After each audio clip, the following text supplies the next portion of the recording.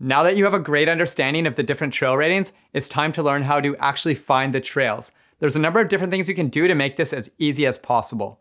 Number one is go to your local bike shop. There's really no one more helpful than a bike shop employee. These people are very passionate about bikes. They love sharing, riding with their community. They'll even help you out with your bike setup and all that stuff, but they'll also help you find a trail that caters to your style and your needs and what exactly you're looking for. If you're a complete beginner, they'll be able to point you in the right direction.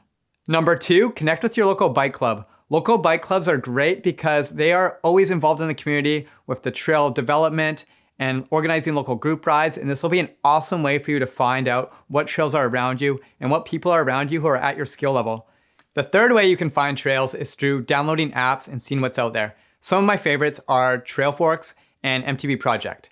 Now, Trailforks is probably the number one choice for most people. It's great because it actually has a GPS where you can physically see where you are on a map, and you can find trails based on what sort of trail you're looking for, what your skill level is, what they're rated on a 1 to 5 star scale, and they have regular updates. So users of the app, since everything is user generated, will update the trail conditions and if it's safe or not, so you really know what you're getting into. It's really great that way. It's also linked to pinkbike.com, which is a huge database of photos and videos that are directly linked to those trails. So you can see exactly what the trail looks like, and it's really great that way. Now, MTB Project is a little different. Much like Trailforks, it does use a GPS and you can see where you are, but there's not quite as much detail and it's a lot smaller. It's only really based in the United States. It's a global app, but it's mostly used in the US only. But if you are American, it's really great because there's a thing called recommended rides.